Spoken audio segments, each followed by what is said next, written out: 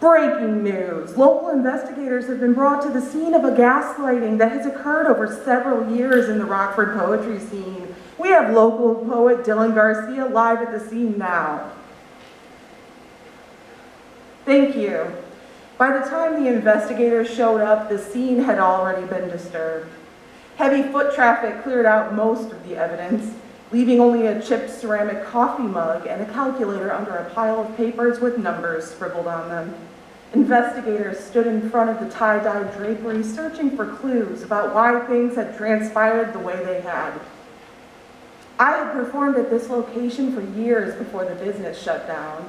When I asked for Poetry Slam to be a safe space, when I refused to tolerate harassment and bullying, I was painted a villain and made to feel crazy.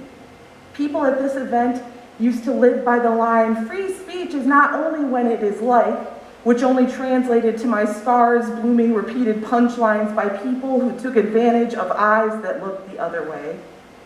I shouldn't have been surprised.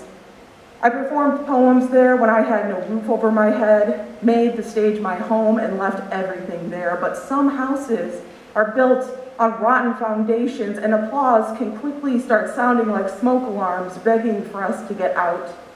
The perpetrators gathered together to make me doubt my recollections, all chiming in with their own versions of what happened that didn't match my lived experience. Witnesses have chosen to remain silent, fearing weapons beneath the floorboards where the mic once stood. Sawed-off metaphors, hollow-pointed accusations. Speaking up would only put people at risk for slander. It has been years since that particular pain was inflicted, but I still doubt my recollection, still find myself blinded by the gaslight and asking the same questions. Was it really wrong if I was the only one repeatedly robbed of my sense of safety, of a place to house my poems, of my ability to believe my own memory?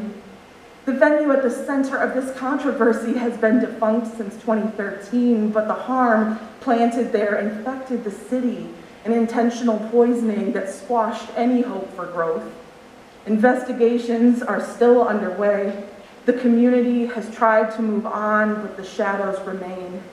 I'll keep you updated about any future developments, but sometimes poetic justice takes time.